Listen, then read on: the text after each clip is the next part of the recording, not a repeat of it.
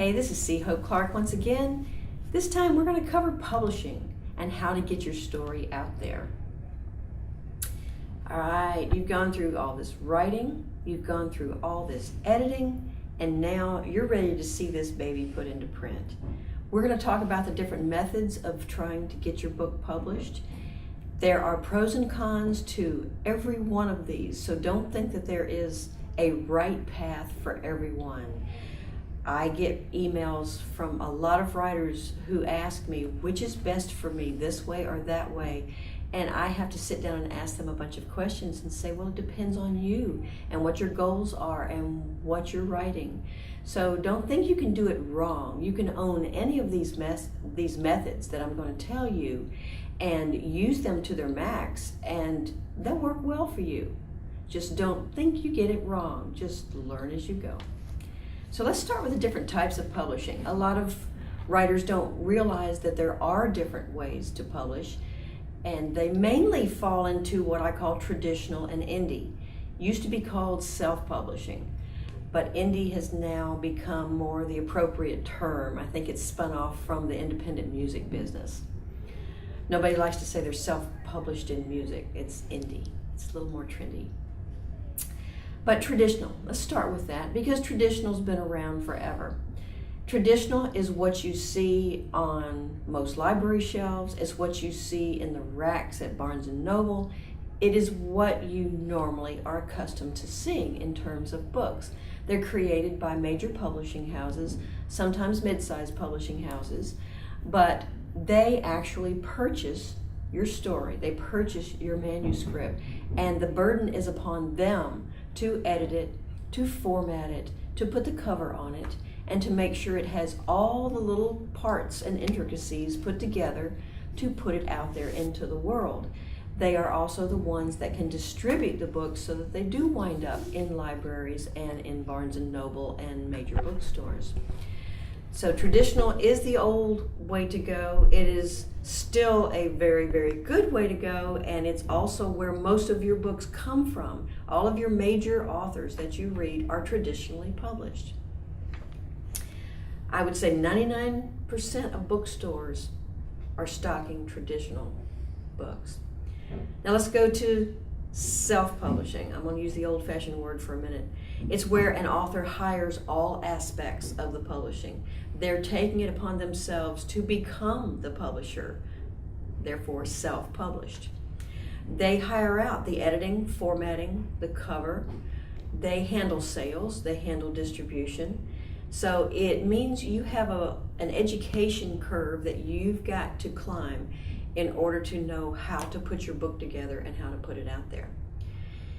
Indie publishing took the place of self-publishing in a term, but what's happening lately is that you're seeing a lot of small presses call themselves indie presses. So they operate traditionally, but they call themselves independent because they're not in New York and they're not big publishing houses with 1,000 authors. I call them, they used to be called the garage type publishing, where you actually stock books in your garage for distribution. So indie is another name for small publishers that's popping up. It's often authors who have done well self-publishing and want to create their own little miniature publishing house. Sometimes, and this is a new trend, they are turning into a hybrid type situation where they will self-publish some books and they will traditionally publish other books, and they're willing to negotiate anything in between. There's vanity press publishing, and I use that, it is a derogatory term.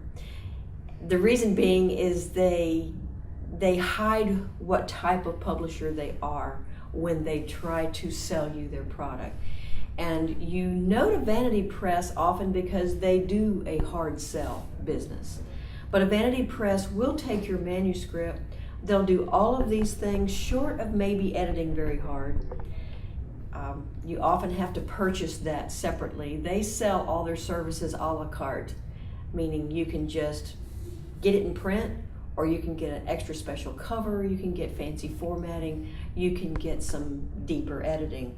but you pay for every step in there. And they will put the book out there. That's not necessarily that they're going to wind up in the libraries or Barnes & Noble either. It's still self-publishing, even though you're not doing all of the work. However, they charge you dearly for them doing all of that work. When I have writers come to me and say, I need $10,000 to publish a book, or $8,000 to publish a book, I know right away they're dealing with a vanity press. And I will try to educate them quickly into the difference between self-publishing and vanity publishing, and how with a little bit of education they can actually save themselves quite a few dollars. Then I'm going to throw in here Self-E. Self-E is being sponsored by the libraries in South Carolina, and it's a way for you to self-publish an ebook. When you use Self-E, it's not that you're not vetted, it's not that it's a shortcut way. What this is, I see it as a way for you to get published and to be placed into a library and actually learn how this whole situation works. It also helps you get a name for yourself.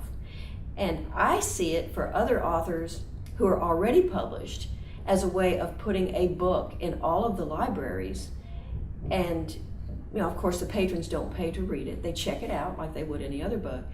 But it's a way to put a book in there to introduce you to these patrons, whereas you might have books that you are selling on Amazon, or you might be selling elsewhere. So it's a good way to have a compromise as well. So you can be a new author, get published, put your books in all the libraries in the state, or you can be an established author and publish one book through them as an introduction to all the rest of your material. So let's talk about a term here that confuses a lot of people, and it's print on demand. Print on demand is a method of printing a book. The other option to print on demand is offset printing. Major publishing houses that have to do a 10,000, 20,000, 50,000 print run on books are going to use offset printing and have a warehouse to store these books. And they use a distributor in between to get them out to all the requesting Barnes & Nobles, indie bookstores, libraries, wherever.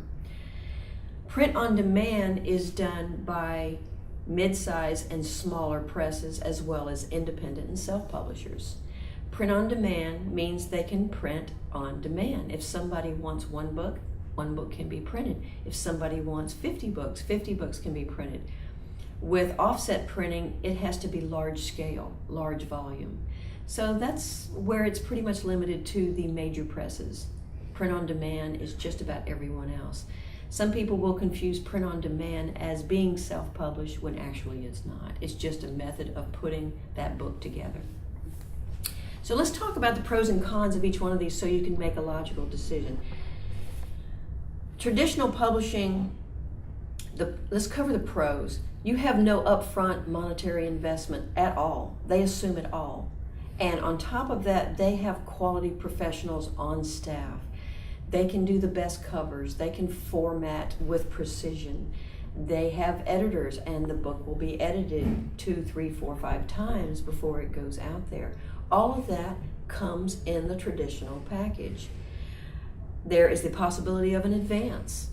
It could be as small as $500. It could be as much as $10,000. Just depends on how well they love your book and how well they think they can market it.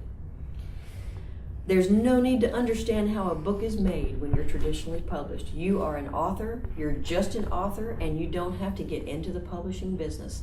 That's so attractive to so many people. The editing is usually keener because a publishing house's reputation is on the line. So they will hire pretty decent editors, and they usually have them full-time on staff. They often assign a particular editor to a particular author in case they have a series or do multiple releases. You do have a little bit better credibility for your book, especially when it comes to bookstores and libraries. They're going to give you a lot more credence into your abilities as an author when they see that Random House or St. Martin's or Simon & Schuster has published you. It just goes with the territory. If you've been vetted and chosen by those major houses, then you must be good, and people want to stock your book.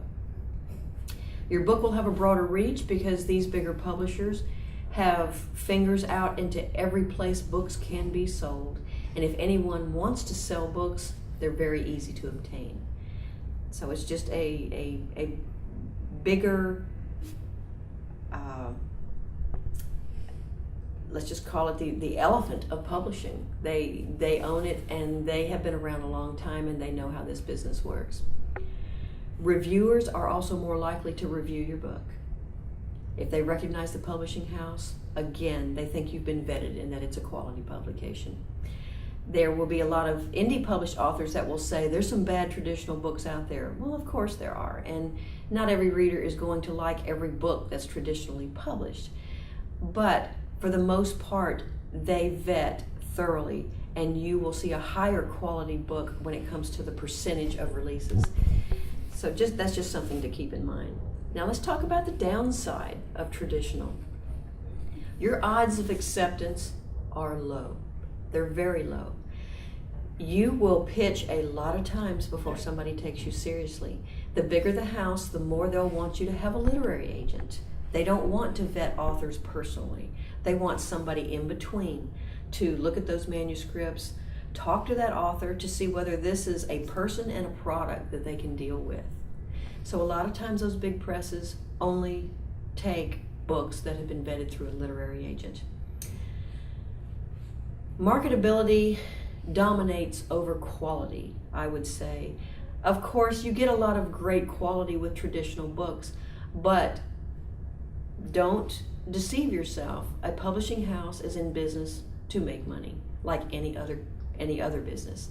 So just know that when they go to choose books and you get rejected, it might be that it's just not as marketable in their eyes at the moment, and it may not reflect at all upon the quality of your book. That can be frustrating when you know your book is good and you want it out there and they turn you down for some reason other than the value of the story. But that's business. Your royalties on a print book through a traditional press are going to be low. You will get probably around 8% of your book in terms of a payment, a royalty payment. And that will also usually be after whoever is handling the book, Barnes & Noble, Amazon, after they have taken their cut. So I'm going to use general terms. Let's just say that Barnes & Noble gets a 50% discount on your book. So that means the publisher has made 50%, you get 8% of that. If you have a literary agent, your literary agent is going to get 15% of what you get. So when you boil it down, when you go traditional, while their reach might be wide and it might be vast, you're going to have to sell a whole lot more books because of the small amount that you will net. You have done very well to get $1.50 per book. And oftentimes you will get closer to 75 cents. And that's for a standard $15, $16, $17 book. So just know that. Now, if you sell 50,000 copies, you're still looking at some comfortable money. But just want to let you know what your return on each book is going to be low. Ebooks, a different situation. Ebooks tend to be a 25 to 50% royalty rate.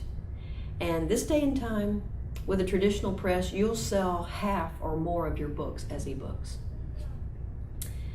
You also must earn the advance back before you receive any royalty checks. So if they give you a $1,000 advance as part of the contract to get your book, then that means you have to sell enough books to cover that $1,000 before they'll start giving you an additional check for your profits. So royalty checks are issued 2 to 4 times a year. So you don't look at it as a every 2-week paycheck or an every month paycheck. You do have to wait every quarter to every 6 months in order to receive a check. They have final say in your edits, in your cover, in the formatting, even the title. It will be in any traditional contract that the editor has the final say in all of these issues.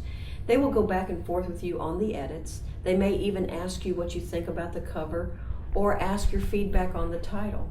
But just keep in mind, if you can't come to a meeting of the minds, they're going to decide for you. And it is the right, it's a right they hold on to because they are fronting all of the expenses and going through all of the sweat to put that book out there. So just keep that in mind. It's not as bad as you may think. I'm traditionally published. I've had my titles changed. I've had characters' names changed. I've had climactic points in stories changed. It's the price of doing business with a traditional press.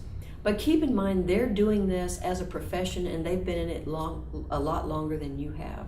So a lot of times when they're making these suggestions, it's purely to make that book more marketable. So be open-minded when you're dealing with a traditional press. Most of the time they know what they're doing. This is the big issue. This next one is the big issue that I think a lot of people struggle with traditional publishing, and it's that they own the rights to your book. You actually sell them your story. They own the copyright. They own the rights to that book. So they get to decide how it's sold and how it's published. And that is no longer your story. It is theirs. It is their product. Now, there are ways to later on buy your book back, or if a publisher, say, goes under, maybe give it back. But then again, if a publishing house sells to another publishing house, your book will go with that transaction as inventory. So just know that your what you write may have your name on the cover, but it belongs to the publishing house. That's not a big problem, but that does give a lot of new authors heartburn. Now let's switch to the self-publishing side. And this is self-publishing and indie. You retain all rights to the book. That story is yours from now to forever. You make every decision about the book. The good thing about indie publishing is that you're making the decisions. The bad thing about indie publishing is you're making all the decisions. It's good and bad because you may not know how a cover comes together. There's a lot of specs when it comes to getting a cover right. There's a lot of specifications in formatting a book. And the font on your computer may not necessarily be the right font for publishing. Publishing does not use your standard fonts on a computer. They have special ones that are easier for readers to read. So there's a lot of knowledge in publishing that self-publishers often don't understand or don't even recognize. So you have to make all the decisions about the book, which means you need to educate yourself. Your book needs to be edited well, very, very well. And that means not just you and maybe not just your friend or two. You need to have beta readers that know what they're doing, if not hire an editor or two to look at it. Formatting a book is tricky. It's very tricky to get the edges of the book right. In print, you've got to allow for opening a book up and that gutter in the center. And a lot of people don't realize that. They're used to just doing a regular paper with a 1-inch margin around the outside. And it's a lot different with a book. The headers, the numbers, widows and orphans on pages. There's a lot to know about formatting that can really trip you up. Have you ever read an ebook and flipped through and found a lot of blank pages or things fell odd on a page? That was some improper formatting, and I've seen it in major publishing houses. Just one little trip up of code went through and it made for a mess on a couple of pages. So there's an art to formatting. And I'm not even going to go in yet, the art of marketing. You don't have the reach or the knowledge that a traditional press does. Now, that does not mean you can't find markets of your own and do quite well. There are some self-published authors out there making some solid 6-figure incomes. But they are really working it hard, and they're not necessarily going to Barnes & Noble, and they're not necessarily going to libraries, heaven forbid. But they are finding their own markets and selling and making some very good income. In self-publishing, you can also twist and alter genres and write whatever story you like.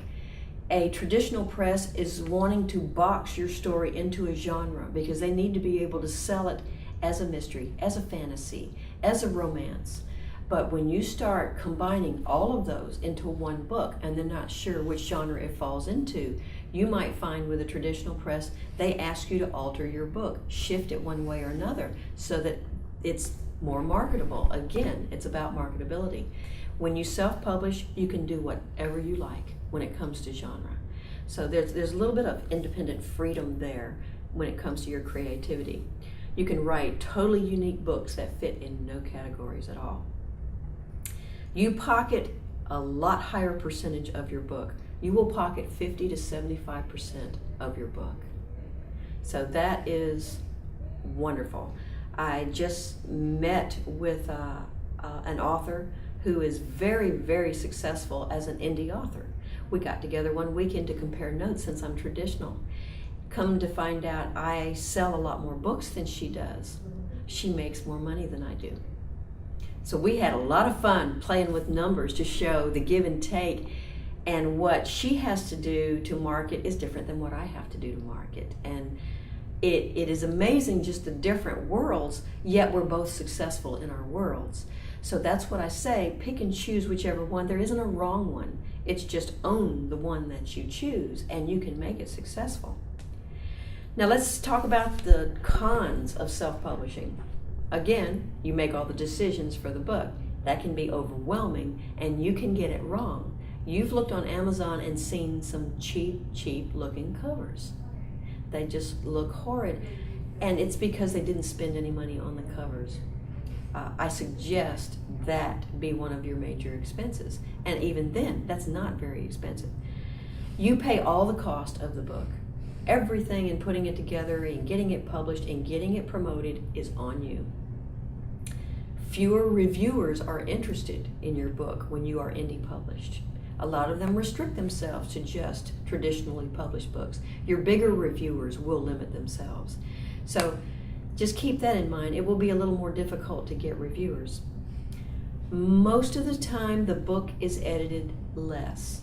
And a lot of that is because you have fewer eyes looking at the book.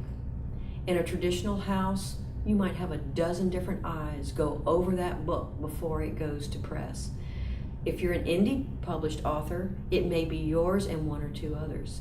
Be very, very careful about that. You cannot edit too much on your book. And your goal is to be just as good as that traditional book on the shelf. You will have a little bit more difficulty distributing your book because you don't have those connections. I'm going to tell you just a teeny bit about that a little bit later that can help even that difference. You also don't have the power of a traditional press behind you. You are your own power. So just how much do you want to spend being a publisher and being a marketer versus being an author? So let's talk about how to spot a vanity press. And a lot of new authors don't understand the difference. And a vanity press, like I said before, will take all of these facets of self-publishing and say, we'll do that for you. It's still self-published because you're paying for the service. It's edited only as much as you pay them to edit. The cover is only as good as you're willing to pay for. So it's all in how much you are paying for. And it can be, an inexpensive one is probably down around $1,000. An expensive one can be a strong 5 figures. And they will try to sell you every single thing that they have in their inventory. They are expensive. They are the most expensive way to publish, without a doubt. They decline almost nobody. Let me warn you that. I have a lot of authors that will say, I've been accepted, and then they'll rattle me off a name of a press that I know is a vanity press. I've been accepted. And I'll go, no, they smelled that you would write a check.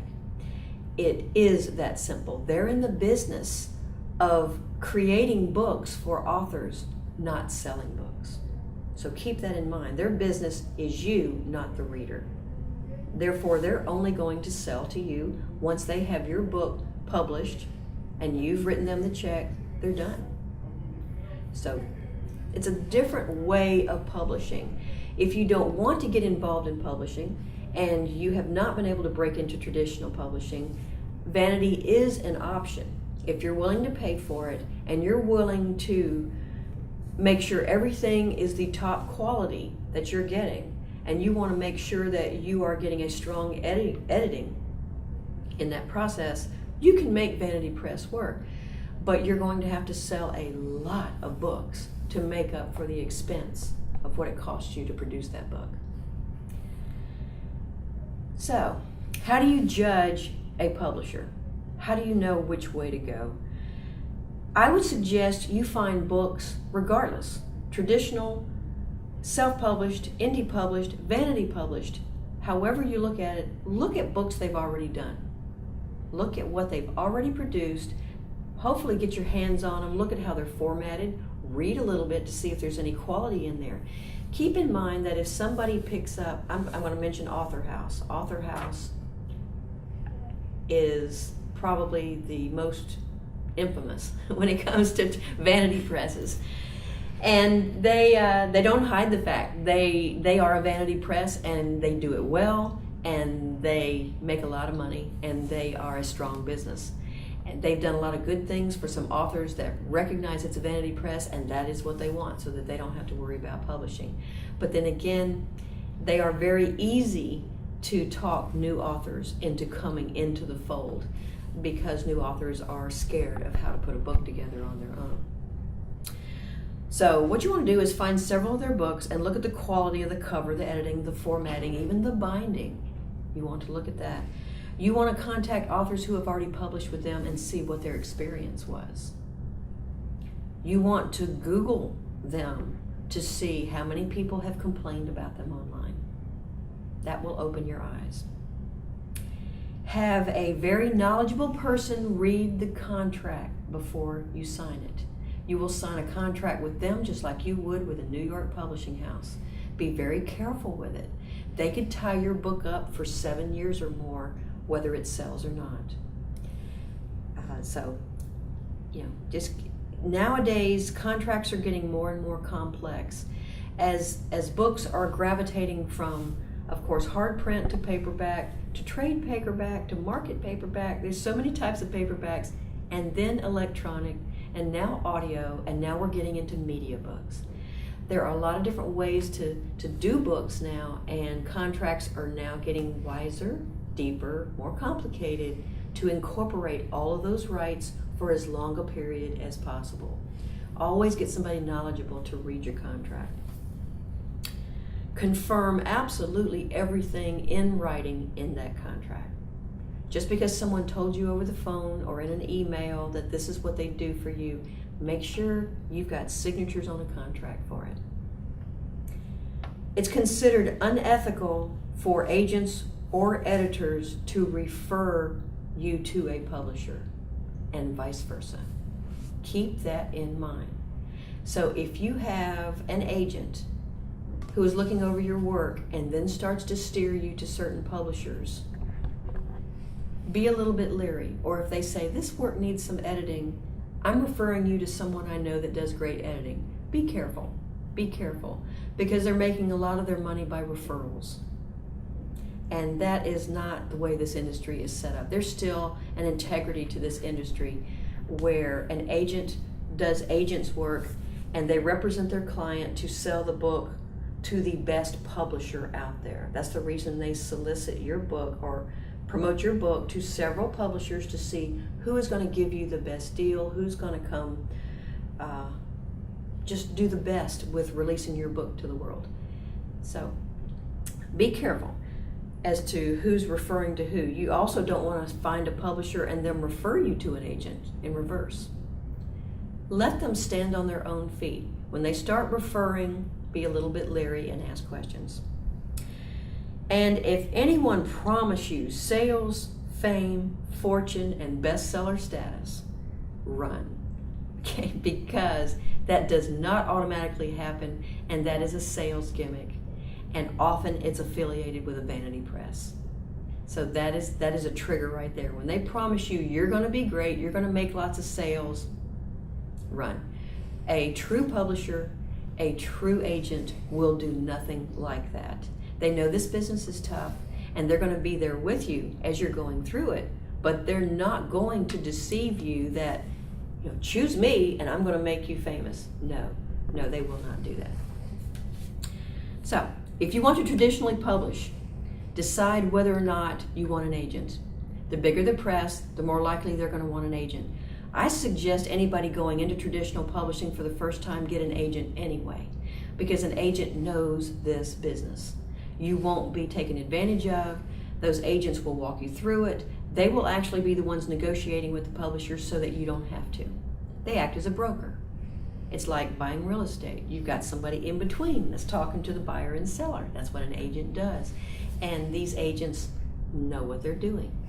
So I would trust them. And there are several places to find agents. The next question that normally comes when I have a room full of people, but where do I find an agent? Luckily, most of these agents have remarkable websites.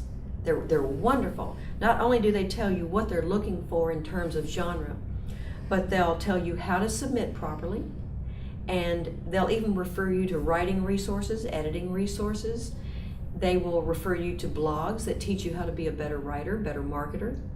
They're wonderful sites, and you need to be following a lot of agent sites if for no other reason to become educated about the business. But go to agentquery.com is one major place, writersmarket.com, and querytracker.net. That's your three major ones.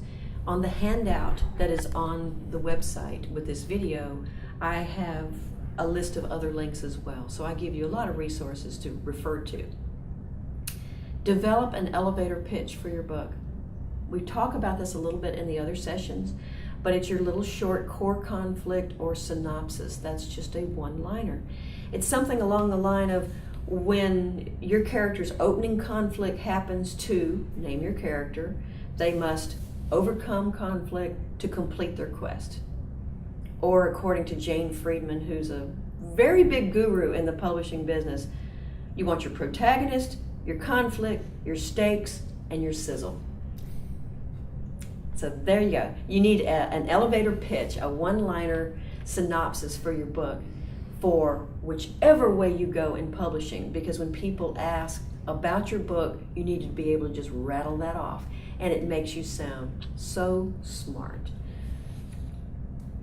Research your agents to find the zing factor that connects with you.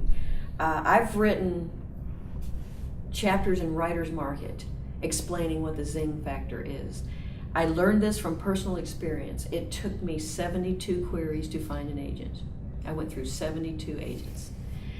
And I learned a lot in that process. You want to perfectly match your work to that agent, because you're practically marrying that agent. That agent is representing you professionally. So you want the best person who believes in you and believes in your work.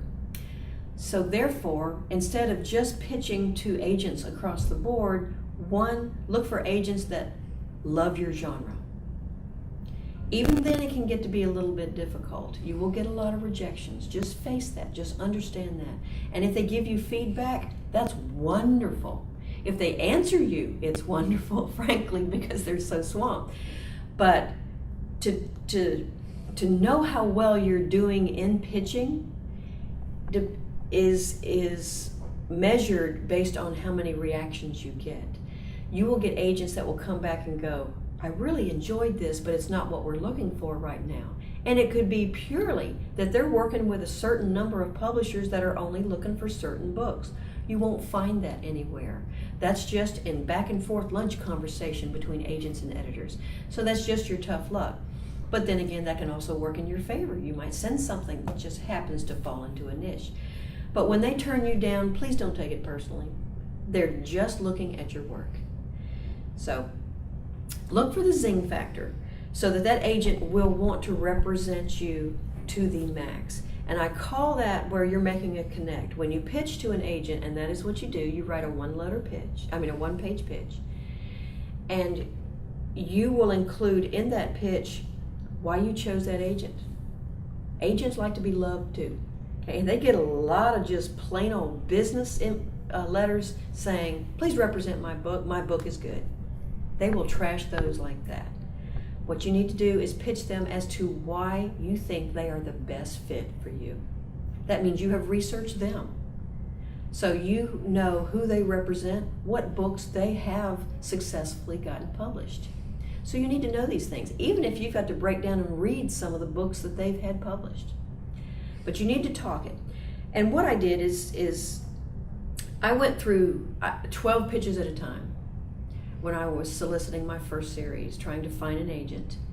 And I pitched to whoever handled mystery. So I got that right. I received a lot of rejections. Well, they were all rejected for a long time. But I was getting an 82%, and I kept track of it, response rate. They were answering me back. And they were answering back with positive statements. Some answered back and said, send me your first 100 pages, I want to take a look at it. I had several say, send me the whole manuscript, I want to look at it. Okay, get excited. You're allowed to get excited when they ask you that. And I did that, and then they would say, close, not quite what I'm looking for right now. And yes, it stings a little bit, but that is close that most authors never get. That means you are getting there. So just keep at it. I did 12 at a time, gave it 6 weeks, waited for the responses.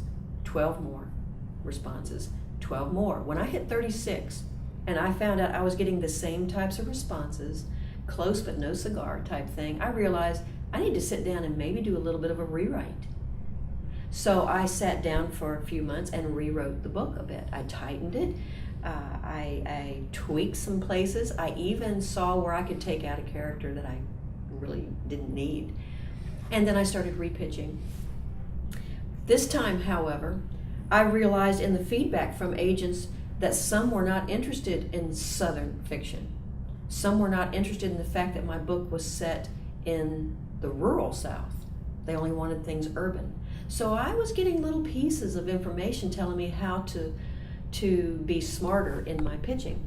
So I turned around and then researched the agents I pitched, and I looked for those who were either born in the South, went to school in the South, represented authors from the South, published books that had a Southern setting. I looked for anything that would connect them to the South, and those are the ones that I pitched. I steered clear of most of New York at that point in time. Now agents are everywhere. They are not just confined to New York. Used to be they had to be.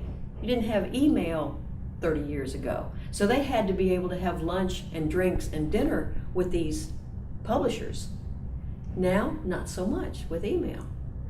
So you've got them all over the place. So I decided, I believe I'm just going to look harder outside New York as well. I started getting better responses. I started receiving more requests for manuscripts. And then number 72 said, I love what you're doing. I live in California. I raise horses. I grew up on a farm. Bingo. I connected. That is a zing factor. That's what you're trying to do, is connect with that agent in some form or fashion. And they're more likely to read your book that way. So let's see. We talked about query letters, doing a dozen at a time. I wouldn't do any more than that because you need to learn from the rejections as to how to pitch the new ones. So that's all traditional. That's traditional publishing. That's agents that you have to get for traditional publishing. Let's flip a little bit over to self-publish, because the majority of you I know want to self-publish and want to indie publish. I admit it is exciting to self-publish. I have self-published one book. I plan on self-publishing several more next year. And it is exciting to be able to be in control of your book and putting it out there and seeing the income come in almost instantaneous. So there's a lot of instant gratification when it comes to self-publishing. So how do you do it? How do you get started? Most people just think Amazon. Okay, Amazon is by far the big boy. That's the king. So you definitely want to go there first. CreateSpace is the print arm of Amazon. When they publish a book, CreateSpace is the company within Amazon that does all the printed books. And through them, you get your book posted on Amazon. On the ebook side, it's Amazon KDP, Kindle. More people use Kindle or a Kindle app than any other e-reader, by far. So right there, I'll tell you, if you want to stay super, super simple when you self-publish, do CreateSpace and Kindle and stop. You can do that.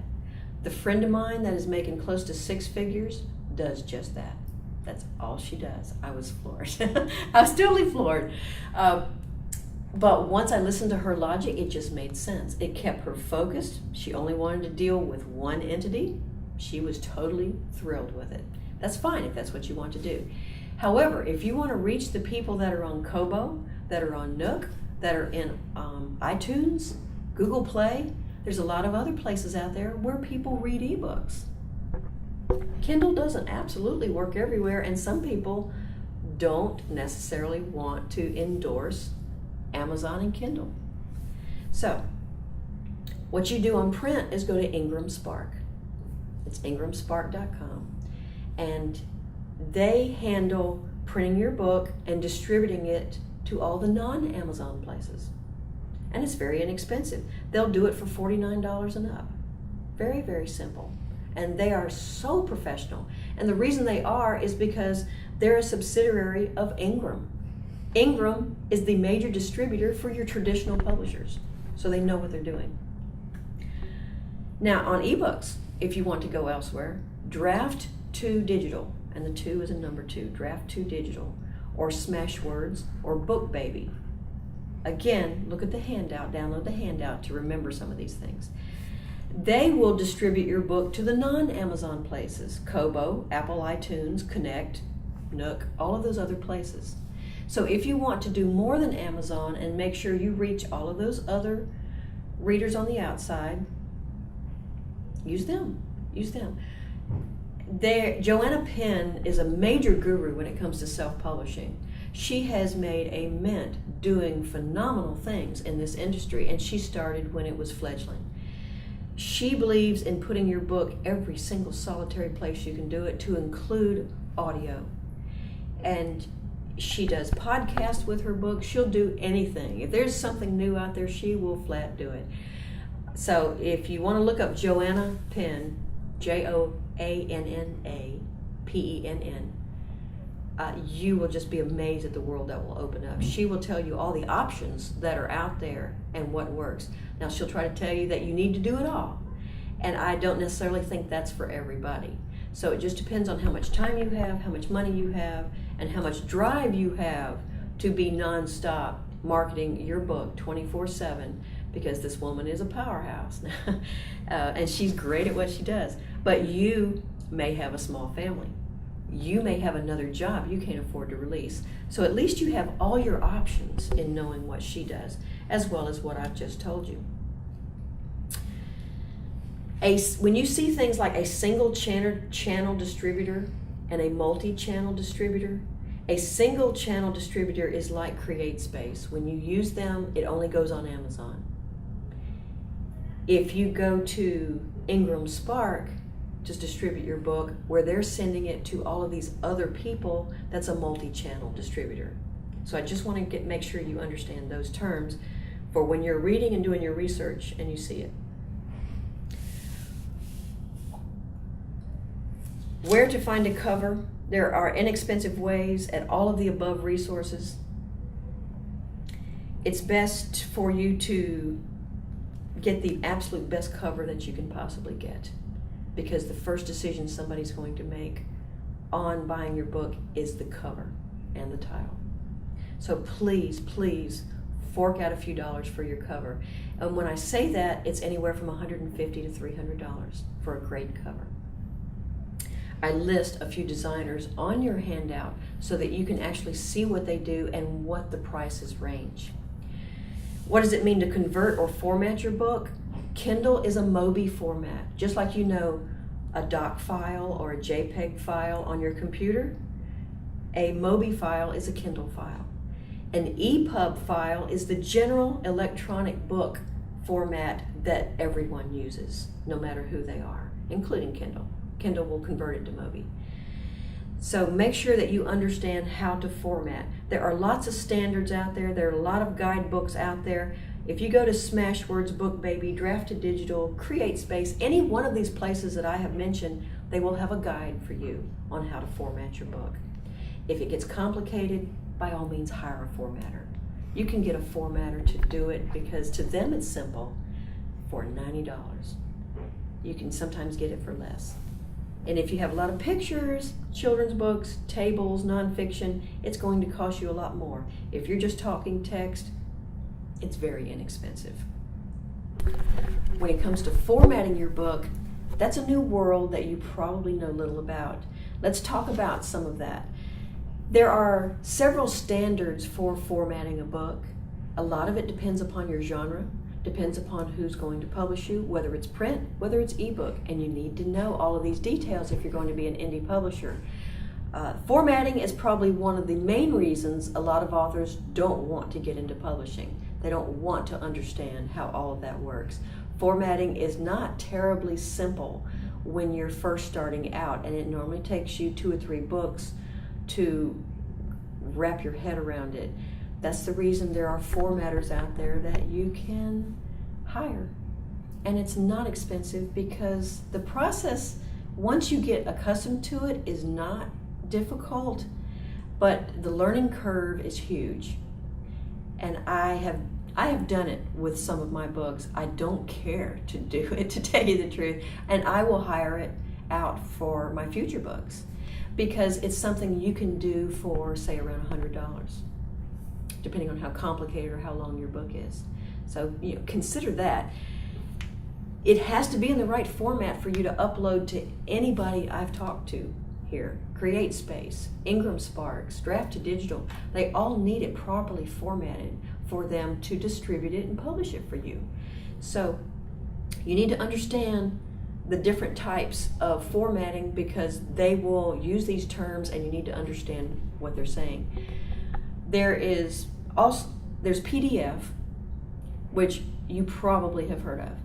Now PDF will have to be converted, but a lot of these places will take a PDF file and help you convert it over. But your book is already formatted by the time you turn it into a PDF file. Okay, so remember what I said about formatting. You've got to have that book looking pristine before you convert it into the right format. PDF is the simple one. It's poorly displayed on ebook readers. So you don't want to publish in a PDF. You want to have it converted to an EPUB or a Mobi file. Mobi is strictly limited to Kindle. EPUB covers everyone else, and Kindle, CreateSpace or Kindle, will take an EPUB file and convert it to the Mobi file. None of these will instantly convert from Word. A lot of people just think, oh, I'll just save as. No, it does not work. Word has a lot of coding in the background that will totally disrupt, corrupt anything you've written. So that's the reason there are so many guides out there. Every place you go to, CreateSpace, Ingram Spark, Draft to Digital, will have a guide, and it will tell you how to take your Word file and clean it up to the point where it can be converted. So you see why you might want to hire somebody to do this for you. Some places that will convert your ebook for little to nothing is Calibre, and that is a writing software that you can get. It's free. Scrivener is one that costs all of $40. That is a remarkable piece of writing software. Reedsy, REEDSY.com, and there's Pressbooks, and then I go to the Book Designer website. That happens to be my favorite. I know the owner, Joel Friedlander. He has developed something that I've seen no one else do, and he's taken files from Word to a template for you. So what you do is you actually purchase the type of format you want your book to look like. And he has them listed as fiction, nonfiction, children's books, just academic. And you pick the format just looking at these samples and you go, oh, I would love my book to look like that. I like that font. I like the way they do the 1 and 2 on chapters, that type of thing. And you purchase that template. He's always got these tremendous sales going on. And I know I own 3 of them. I just fall in love with them. To where you can cut and paste your chapter into that template and it fixes it for you. So that is wonderful. He's the only one that does that. If you know anybody that knows InDesign, okay, normally it takes a pro or somebody who's doing this on the job, somebody professional. That is the way to go, because that's what traditional publishers use, is InDesign. So there's a lot of options there in formatting. Again, you might want to hire somebody to do this. How much should you charge for your book? You're going to need to do your research on that. What are you wanting to get out of this? Is it print? Is it ebook? What are your competitors doing at the time? How long is your book? Do you want to, for instance, with Amazon on ebooks, on Kindle, if your book costs under $2.99, then you get 35% royalties. If it's over $2.99, you get 70%. Big difference. However, a lot of authors tend to sell a ton of books when they lower a price to $99 or $1.99. So you've got to look at it all and study it and see what you want to do. It's totally up to you. Again, if you're indie publishing, the pros and cons is that it's all up to you. I could talk about ISBNs. That's that little barcode and the number on the back of your book. A bookstore, a library, anybody that is going to stock your book needs an ISBN number. Amazon needs an ISBN number. It does not mean you have to purchase them yourself anymore. If you're going to indie publish and you're going to just go with Amazon, by all means use the free one that comes with CreateSpace or Kindle. However, if you want your book to be on multiple platforms, Nook and Kobo and all these other places, you probably need your own ISBN number. And so you go to Bowker, BOWKER.com, and you purchase them. They are not cheap. And you need one for print and one for ebook, just like you would need another one for audio. If you had different types of paperback, each one would have a different ISBN number. So just know, if you get into the publishing business and you want to put your book as far and wide as you can get it, you will need to buy a stack of ISBN numbers. So are there honest service providers for your book other than a vanity press? It's kind of scary when you think there's traditional, there's only do-it-yourself, or these people that want to take all your money. And you're wondering, is there nobody in between there, okay? I understand. Yes, I give some sites here on your handout that will give you hybrid type services, or they'll do a la carte and say, we'll edit for you and you don't have to buy anything else. Or they'll just do cover and you don't have to do anything else. They'll do it all for you. But just know that there's a difference between a vanity press and a freelance entrepreneur in doing this. The ones that I have listed on this sheet, like authorfriendly.com, there's a reason she named it that. Readsy.com is very good. They actually have editors that have worked with Stephen King and Jodi Picoult. So they've got some quality people on their staff. So, and pressbooks.com. These are 3 that are pretty good, and I list you some more for you to go to and look at. And these people will hold your hand through some of this process and do only as much as you want them to do. Marketing, I'm going to save that for another time, but I'm going to tell you marketing is going to be a serious part of indie publishing. It's still a serious part of traditional. It's just that with indie, you'll have to step it up to a little bit higher level. But marketing is a part of publishing. We all want to write and not worry about who publishes it and not worry about putting the book out there or getting in front of people and speaking or trying to sell your book. I understand that's painful to somebody who loves to be by themselves and spinning tales, but it's part of the process. It may be a little painful and awkward at first. Trust me, all it will take is a few readers coming up to you and going, I loved reading your book. All it will take is that to make you want to get out in front of people just a little bit more, because you're getting some instant gratification as to why you're even doing any of this. So that's a little bit about publishing. Hope it didn't scare you off too much. But there are a lot of options out there too that makes it very exciting, and I think you can do a lot with books these days. It's a great time to be a published author. So good luck in choosing your path, and I hope it works well.